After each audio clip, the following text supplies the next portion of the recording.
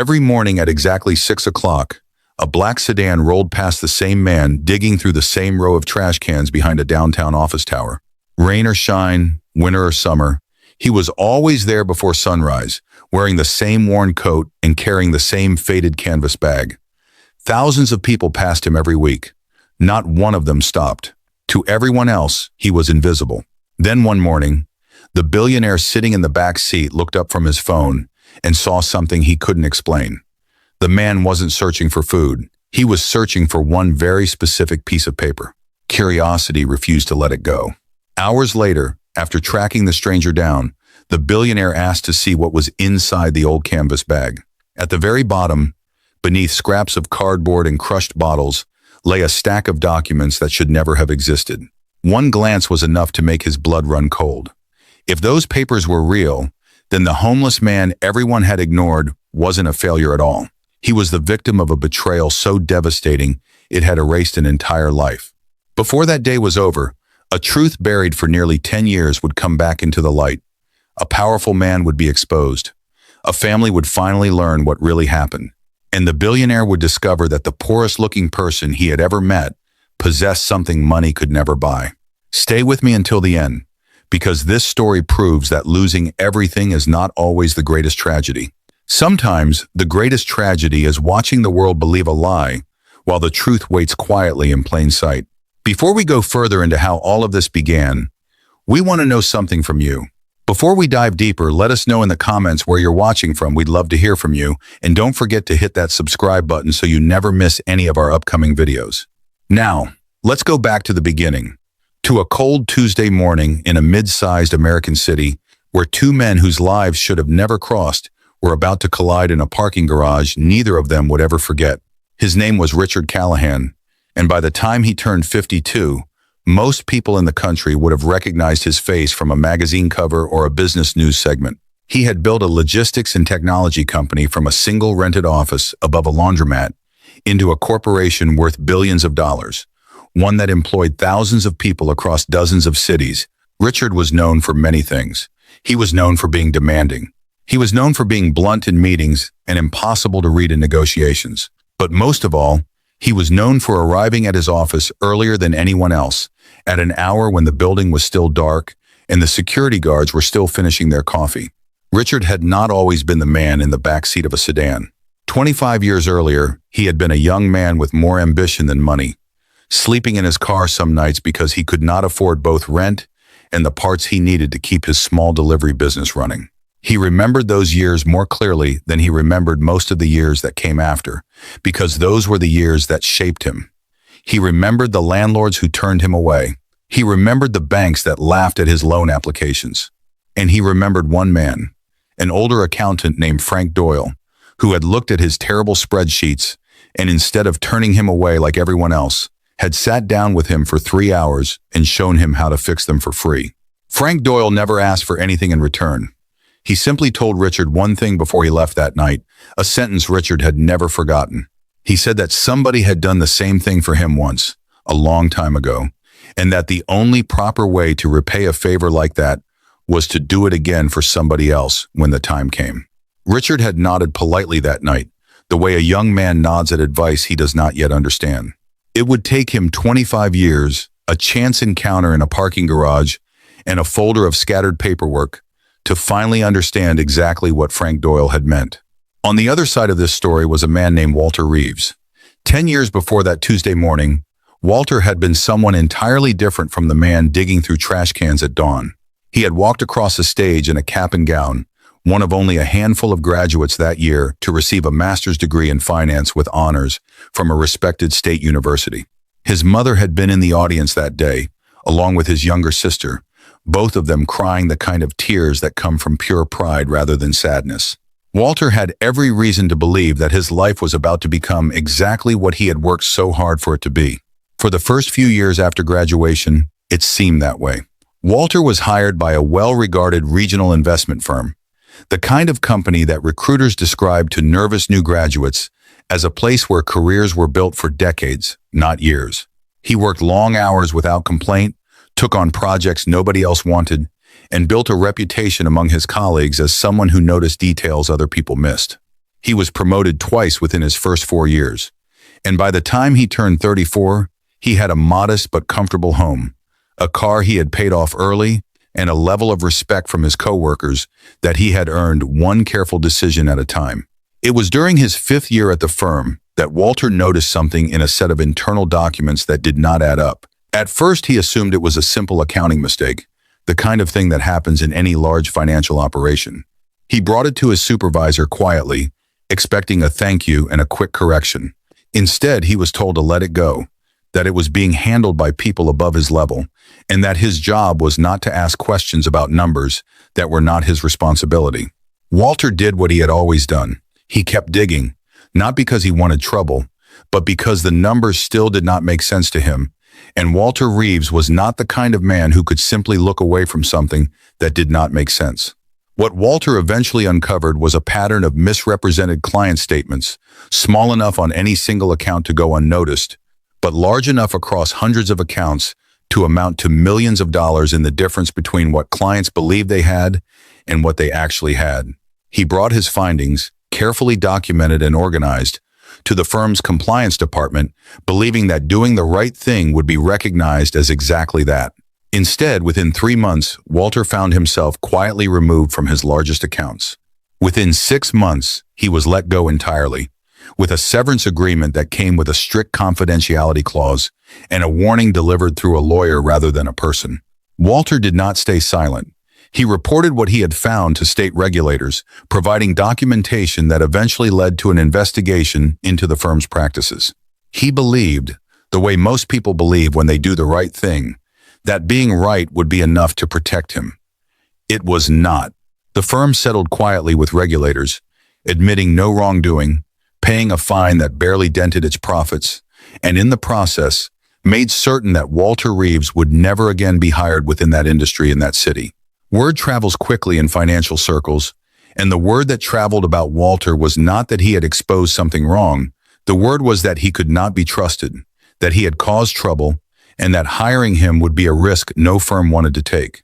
For the next 2 years, Walter applied for hundreds of positions, at firms in his city and eventually in cities across the state. Each rejection came a little faster than the last, and eventually most of them stopped coming at all, replaced by silence.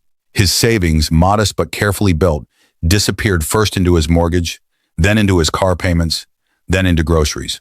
His marriage, already strained by years of long hours and mounting stress, ended quietly and without the kind of anger you might expect, replaced instead by a tired sadness on both sides. His wife took their savings, what was left of them, and moved to be near her sister 2 states away. Walter did not blame her.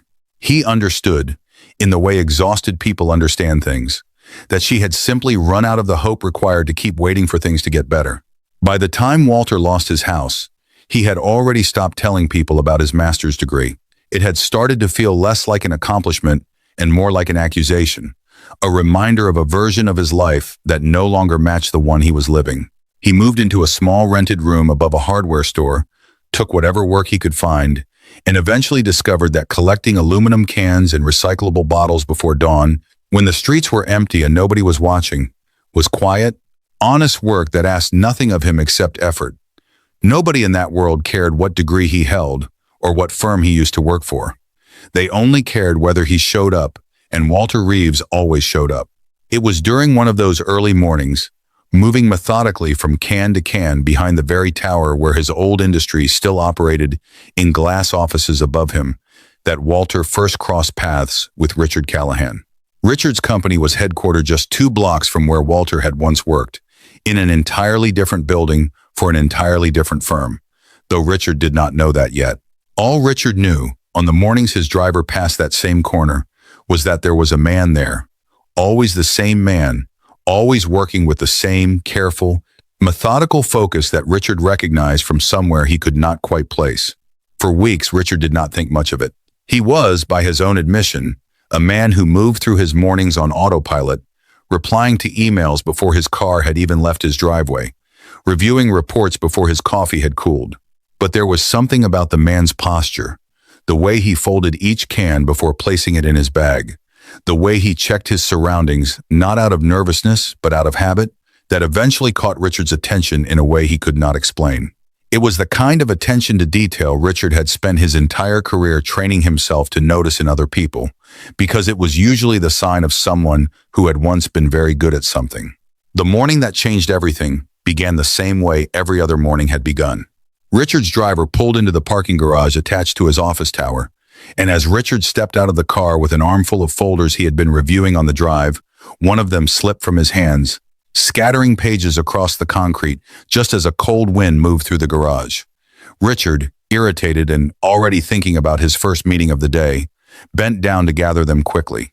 It was Walter, passing at that exact moment with his own bag over his shoulder, who reached the pages first, kneeling down without a word to help collect them before the wind carried them further. What happened next lasted only a few seconds, but it would end up changing the direction of both of their lives. As Walter handed the papers back, his eyes moved briefly across one of the pages, a financial summary filled with columns of numbers that Richard's own analysts had prepared the night before. Walter, almost without thinking, almost out of instinct built from a decade of habit, pointed to a single line and mentioned, quietly and without any hint of showing off, that the number in that column did not match the total 2 pages earlier. He said it the way a person points out a spelling mistake, an automatic correction rather than an attempt to impress anyone. Richard froze for a moment, looking down at the page, then back up at the man in the worn coat standing in front of him. He checked the number himself, right there in the cold garage, and found that Walter was correct. A small transcription error, buried in a report that 3 different analysts had already reviewed and approved, had just been caught in seconds by a man collecting cans before sunrise. Richard asked him, without thinking about how the question might sound, where he had learned to read a financial statement like that. Walter's expression changed instantly, the openness disappearing behind something guarded and tired, and he simply said that he used to work in finance a long time ago, before quietly picking up his bag and walking away without waiting for a response. Richard stood there for a long moment after Walter had disappeared around the corner, the folder still in his hands, the cold air settling around him. He did not go into his meeting that morning with his mind on the agenda in front of him. Instead, his mind was on a single sentence spoken by a man in a worn coat and on a memory of another man, decades earlier, who had once looked past Richard's own worn clothes and empty bank account to see something worth helping. By the time Richard reached his office that morning, he had already made a decision. He was going to find out exactly who that man was and exactly what had happened to bring him from wherever he had started to a parking garage at 6 in the morning. This is where we will pause for now, but the story is far from finished. In the next part of this story, we will follow Richard as he begins to uncover exactly who Walter Reeves used to be, what he sacrificed to do the right thing, and why the investigation into his past will lead Richard to a decision that will test everything he believes about loyalty, legacy, and the debts we owe to people who once believed in us when no one else would. Richard Callahan was not a man who did things quietly, but this was one situation where quiet felt necessary. He did not want word getting back to Walter that someone was asking questions about him before Richard even understood what those questions might uncover.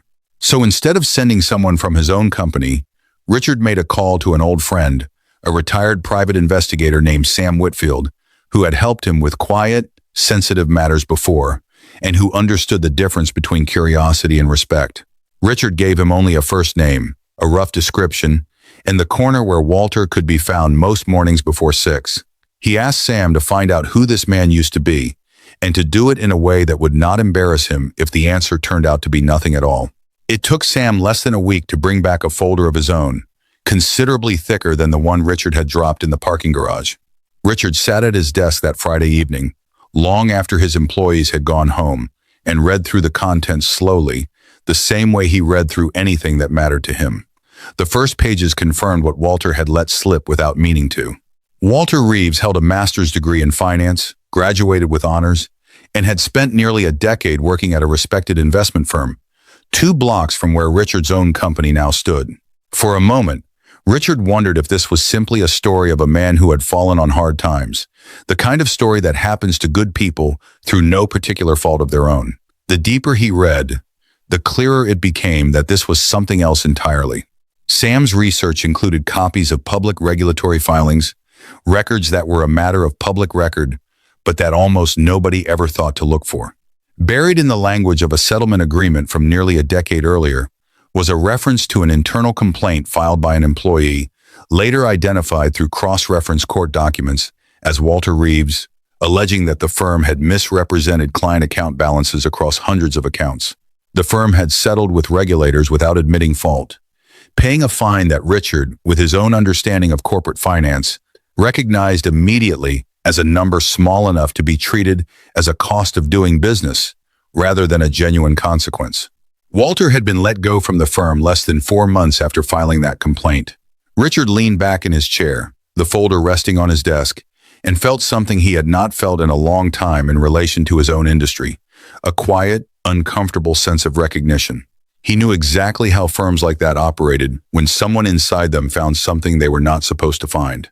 He had watched it happen to other people over the years. From a distance, the kind of distance that lets a person feel sympathy without ever feeling responsible. This time, the distance had collapsed to the width of a parking garage, and the person on the other side of it had a name, a face, and a folded canvas bag over his shoulder. The following pages in Sam's report were harder to read, not because the information was complicated, but because it was simple in a way that made the cost of Walter's decision impossible to ignore. There were records showing a home sold under financial distress 2 years after Walter's termination. There were records of a marriage that ended in a quiet, uncontested filing, without the kind of public conflict that usually accompanies a divorce, the kind of ending that happens when two people simply run out of the energy required to keep fighting for something that keeps slipping away. There was no record of Walter working in finance again, anywhere, at any firm, in any city within 300 miles. His name had become, within an industry built on trust and reputation, a name that ended conversations rather than starting them. Richard read one final page before closing the folder. A short note Sam had added himself rather than a copied document. Sam had spoken, carefully and without revealing Richard's name, to a former colleague of Walter's who still worked in the industry. The colleague had described Walter as one of the sharpest analysts he had ever worked alongside, someone who could find a discrepancy that 3 other people had already reviewed and missed. He had also said, with what Sam described as genuine sadness in his voice, that everyone at the firm had known Walter was telling the truth about the account discrepancies, and that almost nobody had been willing to say so publicly, because doing so would have meant risking their own position the same way Walter had risked his. Richard sat with that sentence for a long time after he finished reading. He thought about his own early years, about the nights he had slept in his car, about the landlords and the bankers who had turned him away without a second thought. He thought about Frank Doyle, the accountant who had spent 3 unpaid hours helping a stranger fix a set of terrible spreadsheets, and the sentence Frank had left him with about repaying a debt by passing it forward rather than back. Richard understood, sitting alone in his office with the city lights outside his window, that he was looking at exactly the kind of moment Frank had been describing all those years ago, except this time, Richard was the one being asked to notice. Before we continue with what Richard decided to do next, we want to hear from you again. Before we dive deeper, let us know in the comments where you're watching from. We'd love to hear from you, and don't forget to hit that subscribe button so you never miss any of our upcoming videos. Now, back to the story. Because what Richard did next would not go the way either he or Walter expected, and it would take more than one attempt before Walter allowed himself to accept what was being offered. Richard's first instinct was the instinct of a man who solves problems by writing checks. He considered simply offering Walter a position at his company, a generous salary, and enough support to rebuild his life quickly and quietly. He drafted the offer in his head on his drive home that night, imagining Walter's relief, imagining the story ending cleanly within a matter of weeks. It was only after he arrived home, sitting in his kitchen long after his family had gone to bed, that Richard began to understand why that approach might fail before it even started. A man who had spent a decade being disbelieved, dismissed, and quietly erased from an entire industry was not a man who would easily accept charity from a stranger in a parking garage, no matter how well-intentioned that charity might be. Richard remembered something else about his own past that he had not thought about in years. When Frank Doyle had helped him with his spreadsheets, Frank had never once offered him money. He had offered him time, attention, and the simple, powerful message that his work mattered enough to be worth fixing properly. Richard began to understand that if he wanted to reach Walter Reeves, he could not approach him as a wealthy man offering rescue. He would have to approach him the way Frank had once approached him, as one person recognizing the value in another person's mind and asking for help rather than offering it.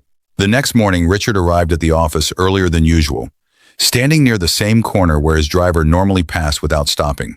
He waited until Walter appeared, moving through his familiar route with the same quiet focus Richard had noticed weeks earlier. Richard did not approach him with an offer of a job. Instead, he asked Walter plainly and directly if he would be willing to look over a report for him, the same kind of report Walter had already caught an error in, without being asked. He offered to pay him for his time as a consultant, nothing more. Walter studied him for a long moment, clearly suspicious of a billionaire seeking financial advice from a man collecting cans on a street corner, before finally, reluctantly, agreeing to look at a single page. That single page turned into an hour of conversation in a small coffee shop near the office, the first real conversation Walter had allowed himself to have about numbers in nearly a decade. Richard watched as something in Walter's posture changed while he worked, the same tired guardedness slowly giving way to a focus and confidence Richard recognized from every talented person he had ever hired. By the end of that hour, Richard understood that he was not looking at a man who needed saving. He was looking at a man who needed, more than anything else, to be asked for his mind again, rather than pitied for his circumstances. In the next part of this story, we will follow what happened when Richard asked Walter to come back a second time, why Walter almost refused, and the conversation between the two of them that finally revealed to Richard exactly why Walter had chosen silence from everyone around him for nearly 10 years, even as his own life fell apart because of a truth he refused to take back. Walter almost did not come back a second time. He told Richard as much, weeks later, once enough trust had been built between them for honesty to feel safe again. He had spent the 2 days after that first coffee shop meeting convincing himself that it had been a mistake, a strange, one-time encounter that would only end in disappointment if he allowed himself to hope for anything more from it. Walter had learned, over 10 years of rejection, that hope was expensive, and that the safest way to protect himself was to expect nothing from anyone, especially from a wealthy stranger who had approached him in a parking garage. When Richard's assistant called to ask if Walter could come in again, Walter almost said no. He agreed only because turning down paid work, even work that felt confusing and unfamiliar, was a luxury he could no longer afford. The second meeting took place not in a coffee shop, but in a small conference room inside Richard's own office building, a detail Walter noticed immediately and did not comment on. Richard had made a deliberate decision to bring Walter inside rather than continuing to meet him on neutral ground, understanding instinctively that the choice of location would communicate something words alone could not. He wanted Walter to walk through the front doors of a company like the one that had once cast him out, not as someone sneaking in through a side entrance, but as someone who had been invited, expected, and given a visitor's badge with his own name printed clearly across it. Richard had prepared a real problem for Walter to look at that day, not a test, but an actual discrepancy his own finance team had been struggling with for weeks, involving a subsidiary's quarterly figures. He handed Walter the report without explanation and simply asked what he thought. Walter spent nearly 2 hours working through the numbers in near silence, occasionally asking a question, occasionally requesting an additional document, moving through the material with the same careful, unhurried focus Richard remembered from the parking garage. By the end of the afternoon, Walter had identified not one error, but 3, one of them significant enough that Richard's own auditors would later confirm it could have caused serious problems within the following 2 quarters if it had gone unnoticed. It was during the final 20 minutes of that meeting, after the numbers had been set aside, that Richard finally asked Walter the question he had been building toward since the moment he opened Sam Whitfield's folder. He asked Walter, gently but directly, why he had chosen to report what he found all those years ago, knowing what it might cost him. He told Walter that he already knew some of the story, that he understood what had happened at the firm, and that he was not asking out of curiosity, but because he genuinely wanted to understand the choice itself. Walter was quiet for a long moment before he answered.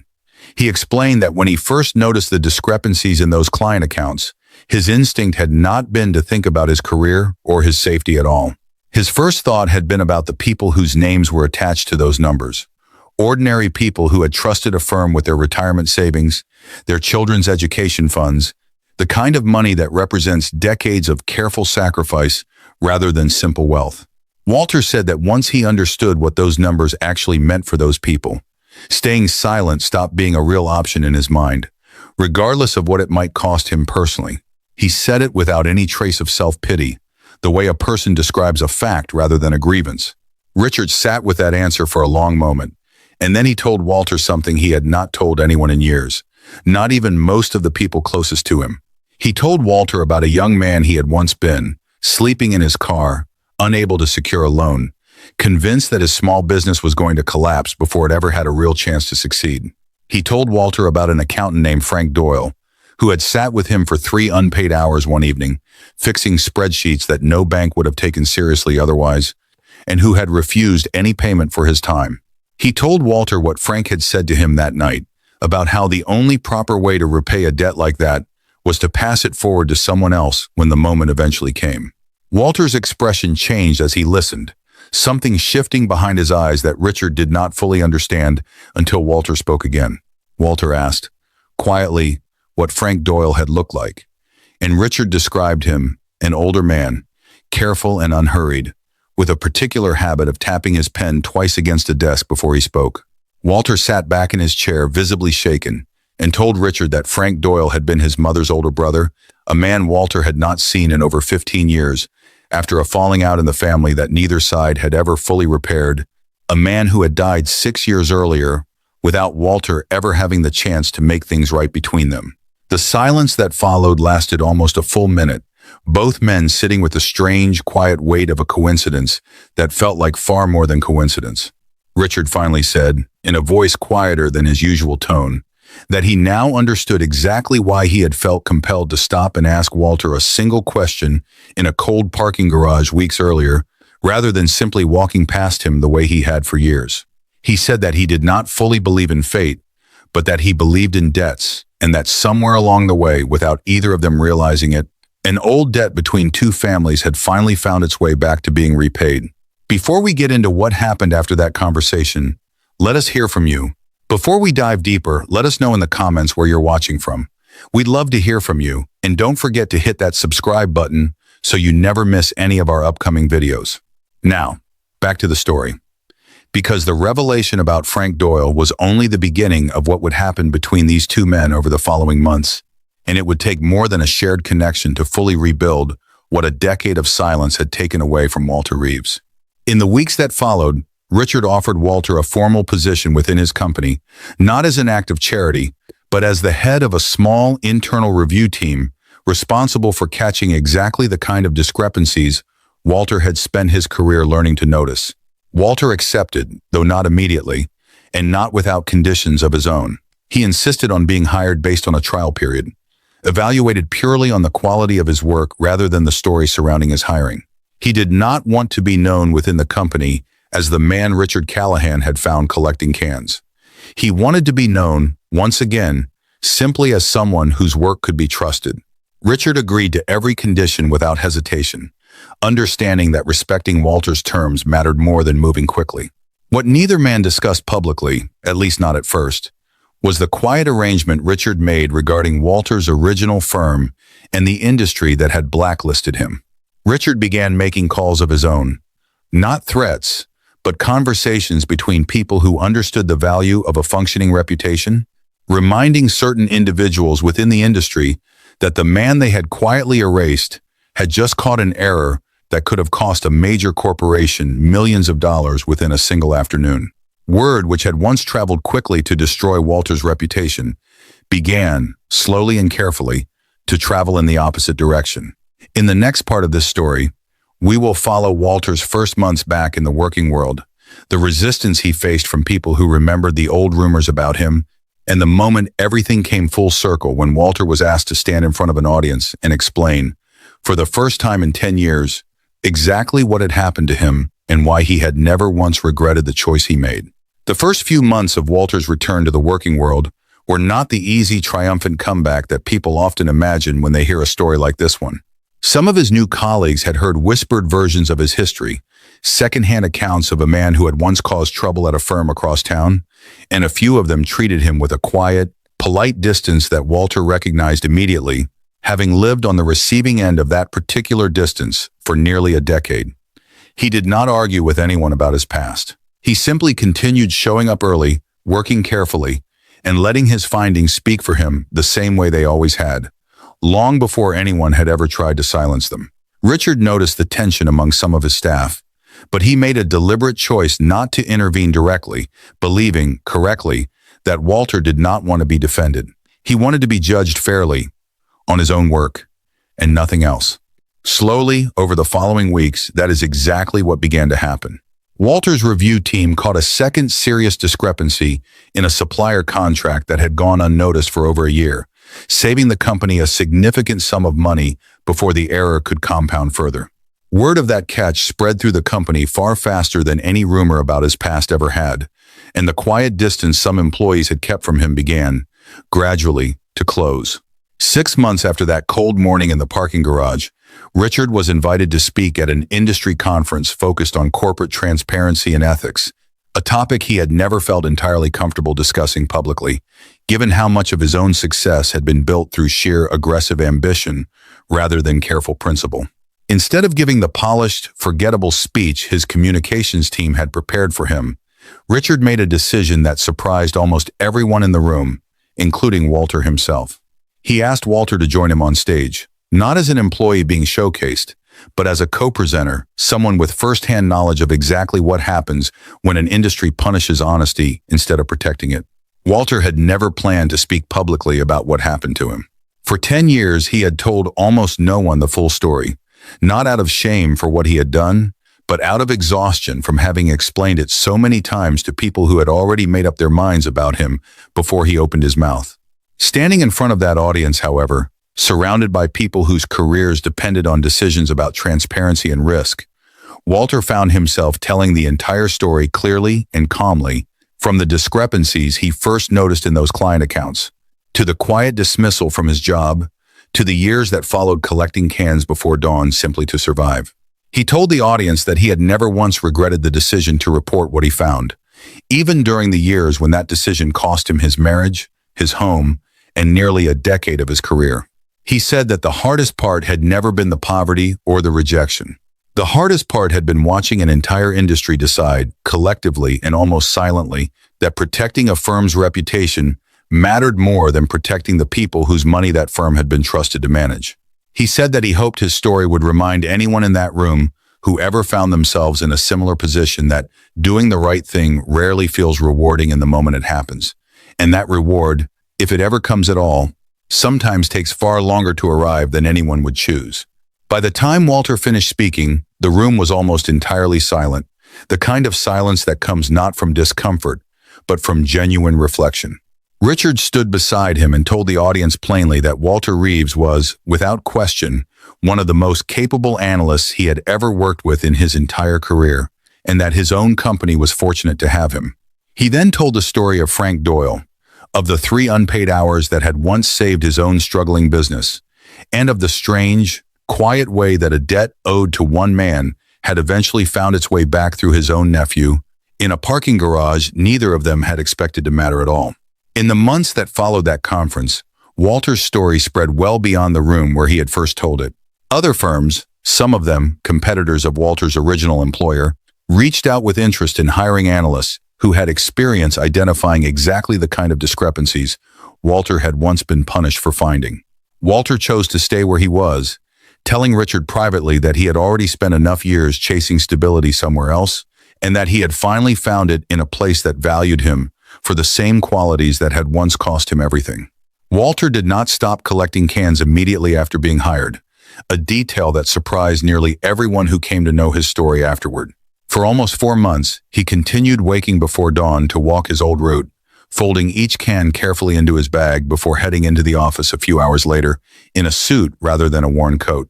When a colleague eventually asked him why, gently, without judgment, Walter explained that the habit had become less about necessity and more about remembering exactly who he had been during the years nobody was watching, so that he would never allow himself to forget what that felt like, even as his life slowly began to change for the better. It was, eventually, his own sister who convinced him to stop, reminding him during a visit that he no longer needed a reminder of survival to prove to himself that he had earned what he now had. Every day, all around this country, there are people we walk past without a second thought, judged entirely by the small, narrow slice of their life we happen to witness in a single passing moment. We see a man in a worn coat digging through a trash can, and we assume we understand his entire story simply because we have seen one small piece of it. We rarely stop to consider that the very same man might once have stood on a graduation stage while his family cried tears of pride in the audience, or that his current circumstances might be the direct result of a choice most of us would like to believe we would have had the courage to make ourselves. Walter Reeves lost almost everything because he refused to stay silent when silence would have been so much easier. The real question this story leaves behind is not whether Walter regretted his choice. It is whether the rest of us, faced with the exact same choice, would have had the courage to make the same one. Before we close out this story, we want to hear from you one final time. If this story moved you, we have another one waiting that you will not want to miss.